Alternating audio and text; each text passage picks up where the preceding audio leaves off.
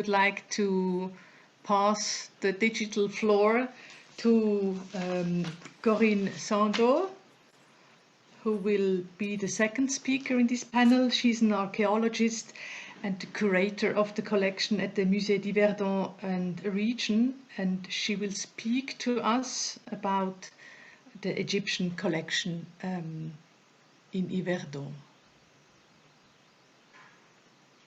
Please. Yes, hello.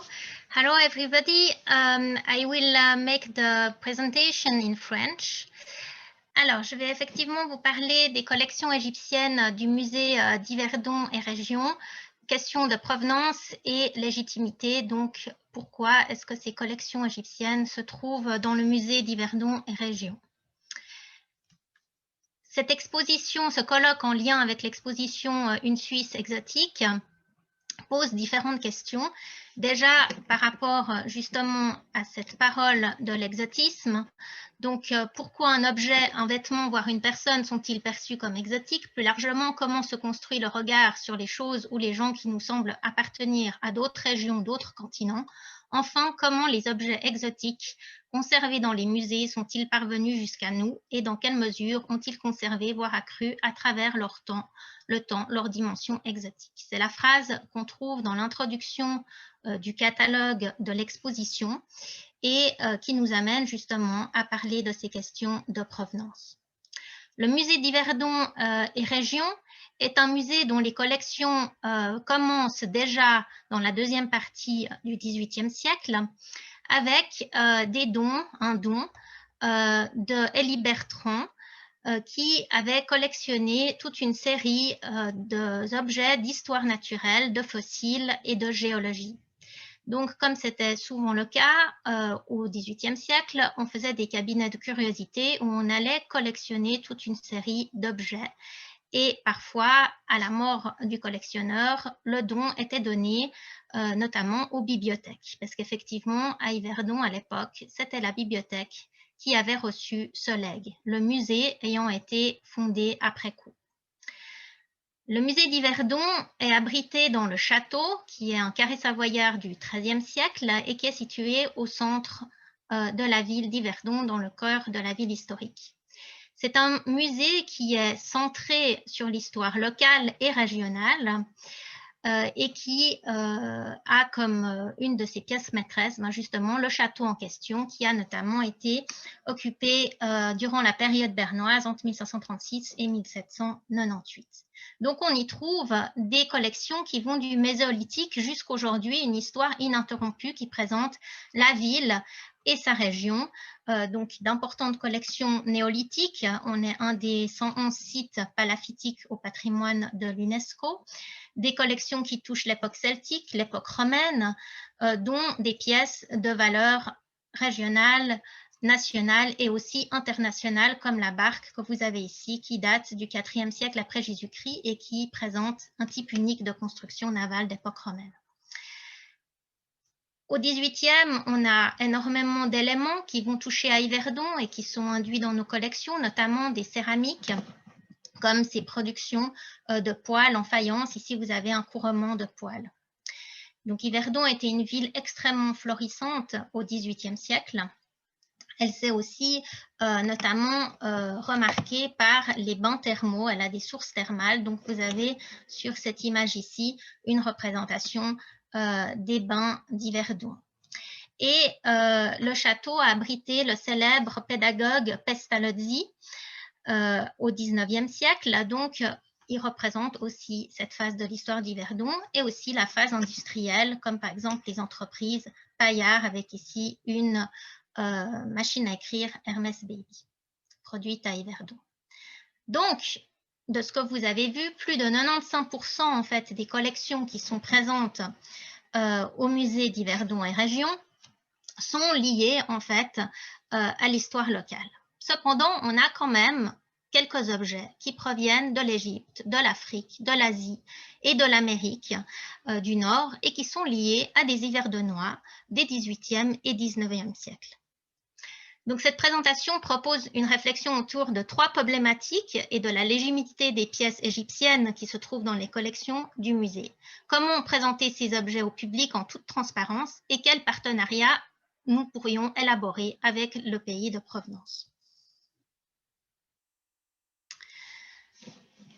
Toujours dans l'ouvrage exotique, une communication de Lionel Perlet et Julia Geneski parle de l'antique est-il exotique? Donc effectivement, les objets archéologiques, est-ce qu'ils peuvent être vus comme exotiques? Alors moi, je ne vois pas toute la partie de l'écran, je suis désolée. Voilà. Alors, circulant désormais sur le marché, les objets archéologiques viennent bousculer la vision d'une antiquité souvent figée et reposant exclusivement sur les sources écrites. Face à ces bouleversements, les érudits du XVIIIe siècle tentent alors de jeter les bases d'une discipline scientifique fondée sur les vestiges matériels, contribuant ainsi à la naissance de l'archéologie moderne. La naissance de l'archéologie classique vient modifier en profondeur la conception même du passé. Grâce à la culture matérielle, elle enrichit et engage une confrontation avec les textes historiques. L'objet ancien a pour vocation d'enrichir non plus le cabinet d'un riche particulier, mais la connaissance de l'histoire. Effectivement, déjà en fait au XVIIe siècle, énormément d'objets en fait commencent à circuler en Europe et qui proviennent de différents pays. Les collections égyptiennes du musée d'Yverdon et Région se constituent grâce à des dons qui ont été reçus dès la deuxième moitié du XIXe siècle et elle prend une importance majeure dès 1896 suite à la donation de la momie du prêtre Néchou et de son trousseau funéraire par l'Yverdonois Edwin Simon, ce dernier l'ayant reçu officiellement du khedive Tawfik Pacha.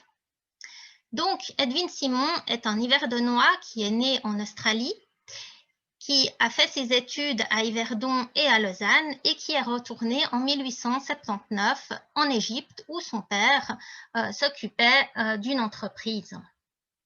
Edwin Simon était agronome, il faisait des expertises sur le rendement des champs de coton et lors de ses différentes investigations, il a participé à plusieurs fouilles archéologiques puisque à l'époque, il était courant que des mécènes riches payaient une partie des fouilles archéologiques puisque les musées n'avaient pas suffisamment d'argent pour pouvoir subvenir à l'entièreté du financement de ces missions.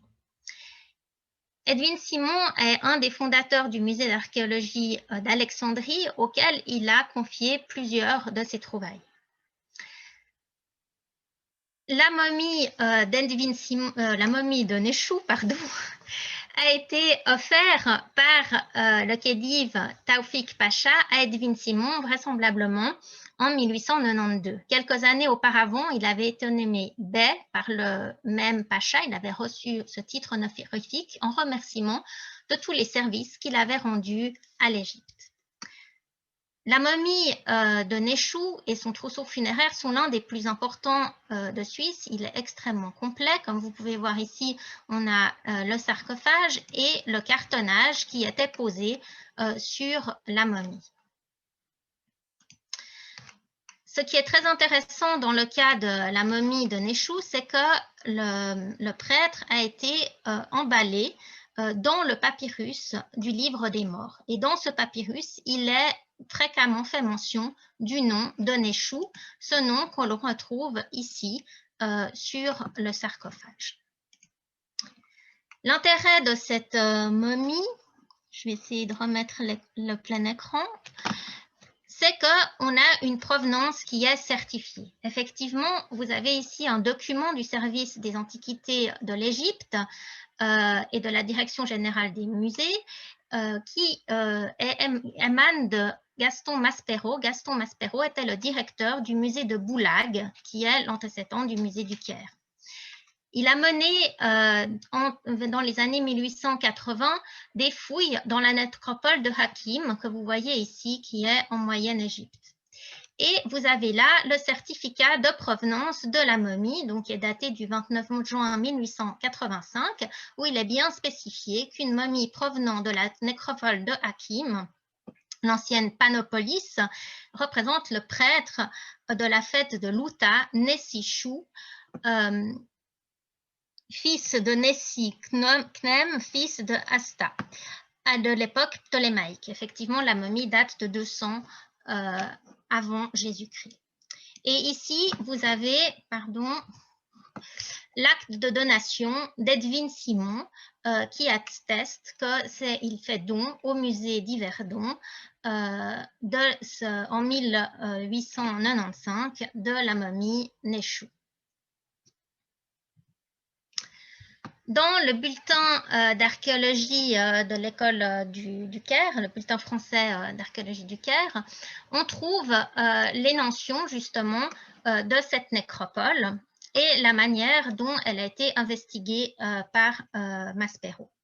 Donc en 1884, comme vous voyez ici, il a fait des investigations dans cette zone de la Moyenne-Égypte et il a remarqué que des personnes utilisaient en fait des auges, des sarcophages en pierre blanche, les uns carrés, les autres en forme humaine.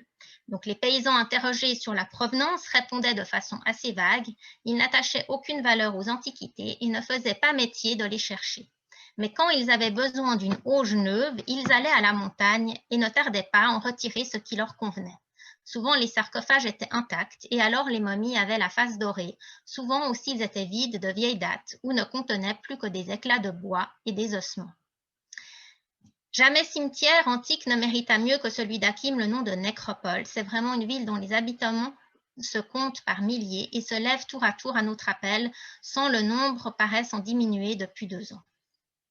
Donc les premières momies découvertes en face d'El Ananouch étaient d'époque grecque. Et je pensais d'abord que la nécropole entière était des bâtons. Donc, on voit justement par ces témoignages l'exactitude de l'endroit où a été dégagée, fouillée la momie du prêtre Néchou qui se trouve actuellement à Yverdon. Donc, c'est un don qui a été officiel de la part du représentant ottoman de l'époque. D'autres objets égyptiens sont présents dans le musée, outre la momie du prêtre Néchou et son trousseau funéraire. Et ces autres objets, on compte environ 400 objets égyptiens conservés au musée d'Yverdon, proviennent aussi exclusivement de dons. Beaucoup ont été donnés par Edwin Simon lui-même, comme vous voyez sur la vignette ici à gauche de votre écran, où vous avez une main de momie, plusieurs lampes à huile, des colliers, on a aussi des amulettes, etc. Donc, c'était les petits objets qui étaient généralement revendus après par des marchands ou qui étaient sortis de la fouille et qui n'étaient pas destinés en fait au musée du Caire. Donc le musée du Caire prenait les objets qui les intéressaient et le reste après était dispersé entre justement les personnes qui avaient participé au financement de la fouille, mais aussi après on avait des acheteurs d'antiquités qui venaient faire leur marché sur les nécropoles. Sur l'image de droite, vous avez aussi des balsamères, des récipients en verre qui proviennent aussi d'Égypte et qui ont été aussi donnés par la famille d'Edwin Simon après sa mort au XXe siècle. À côté des objets qui sont issus en fait des dons d'Edwin Simon et de sa famille, on constate d'autres pièces égyptiennes qui sont arrivées au musée d'Yverdon et région dans les années 80. Ces objets sont de provenance inconnue et ont été achetés sur le marché de l'art. Donc, pour ce cas-là, on peut se poser la question d'une restitution à l'Égypte avec une demande de prêt à longue durée et une collaboration, un partenariat justement avec le pays d'où proviennent ces objets. Vous avez ici à l'écran 3 petits objets en bronze qui étaient extrêmement courants sur les marchés de l'art pour leur qualité esthétique. Donc, on allait choisir ces objets non pas pour un intérêt historique, mais pour un intérêt esthétique. Vous avez un taureau Apis, vous avez un Harpocrate et vous avez la déesse chatte Bastet. Ces objets sans inscription sont impossibles en fait à localiser à l'intérieur de l'Égypte puisqu'on n'a aucune donnée en fait de fouilles ou de trouvailles. Ils sont complètement hors contexte. Dans l'ouvrage de Laurent Flutsch et Didier Fontana de 2010, on dit, au fil des millénaires, le patrimoine culturel a été mis à sac par les collectionneurs et les antiquaires qui, dès l'époque romaine, mais surtout depuis la Renaissance et en particulier au XVIIIe et XIXe siècle, fouillèrent de nombreux sites dans le but unique de récolter des objets. Dans un domaine voisin, les expéditions étrangères menées au cours des siècles derniers par des amateurs d'art plus ou moins éclairés à la solde des grands musées occidentaux et aussi les missions de fouilles archéologiques conduites par des institutions académiques et muséales occidentales ont souvent servi à extraire des pièces dans le but premier d'enrichir leur collection. Effectivement, c'est un constat que l'on peut voir sur le cas de ces objets qui ont été récoltés uniquement dans un but de collection. Toujours du même donateur qui a fourni les 3 statuettes précédentes, vous avez cette série de 4 statuettes qui ont été publiées par Wild dans le bulletin de l'Institut français d'archéologie orientale de 1971, où il est clairement spécifié le nom du collectionneur, M. Favre, qui a acquis ces objets dans les années 50 auprès de différents antiquaires. Toujours de la même collection, on trouve cette stèle funéraire de basse époque qui a été aussi publiée dans le bulletin de l'Institut français d'archéologie orientale de 1986 et qui provient toujours du même don des années 80 au musée d'Yverdon. Alors, aussi bien les 4 statuettes que vous avez ici que cette stèle-ci, grâce à leurs inscriptions, on peut les localiser dans la localité du Fayoum, donc l'oasis qui est à l'est du Caire, à l'ouest du Caire.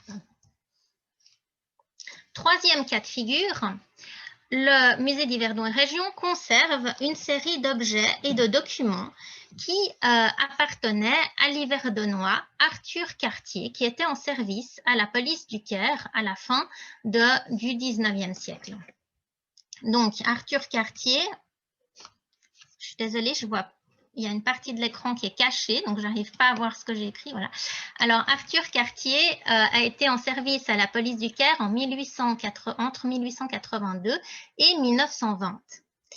Il a été appelé, en fait, avec 420 autres militaires, policiers suisses, à venir renforcer, en fait, cette police. D'abord, il a été affecté à Alexandrie. En plus, après, il a été à Suez et il est arrivé au Caire en 1887 et il a gradé jusqu'à avoir le grade de major.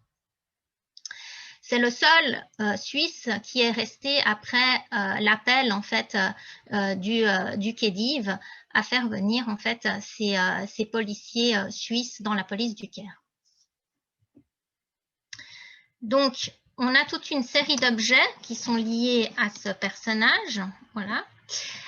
D'abord, un document extrêmement important avec tous ces livrets de service et les différents diplômes en lien avec les médailles, les nombreuses médailles qu'il a reçues durant sa carrière. On a, comme vous le voyez ici sur la vignette, on peut voir qu'il tient un sifflet et qu'il a donc le fès que vous avez ici, qu'il a reçu lorsqu'il est arrivé à Alexandrie dans la police. Donc, on l'a conservé ici. Et puis, le sifflet qui est un sifflet de marque anglaise. À la fin de son service, il a reçu de la part du Pacha, qui était anglais à l'époque, donc en 1920, un service à thé en argent massif, écrit en arabe ici sur la théière, en français et en anglais sur le plateau, pour le remercier de toutes ces années de service. Il est resté 28 ans en service à la police du Caire. Donc, aujourd'hui, en voyant ces 3 cas de figure, donc aussi bien une donation qui a été faite par le gouvernement égyptien de l'époque, c'était les Ottomans, donc le Khedive, à un personnage yverdonois qui habitait à Alexandrie et qui a contribué en fait au financement des fouilles archéologiques à la fondation du musée d'Alexandrie, à enrichir les collections du musée d'Alexandrie et qui a reçu en remerciement ce trousseau funéraire du prêtre Néchou qui l'a offert à la ville d'Yverdon pour en fait connaître cette civilisation égyptienne, donc à ses débuts pédagogiques. Dans le deuxième cas de figure, on a une donation qui date des années 80 avec des objets de provenance inconnue qui ont été achetés clairement sur le marché de l'art, puisque c'est stipulé dans les articles scientifiques qui ont été émis là-dessus. Et troisième cas de figure, des objets qui proviennent aussi d'un hiver de noir, Turc-Cartier, qui a vécu au Caire et qui a officié dans cette police du Caire à la fin du 19e siècle. Aujourd'hui, la réflexion qui est en cours sur la présentation des objets égyptiens du musée vise, entre autres, à proposer un discours clair sur la provenance de ces pièces, la raison de leur présence au musée, et de mettre au cœur du propos les Éverdenois et leur lien avec l'Égypte, mais aussi, justement, de proposer un partenariat avec le pays de provenance et, dans le cas des objets qui proviennent du commerce, de pouvoir les restituer en proposant un prêt de longue durée. Voici. Merci pour votre attention.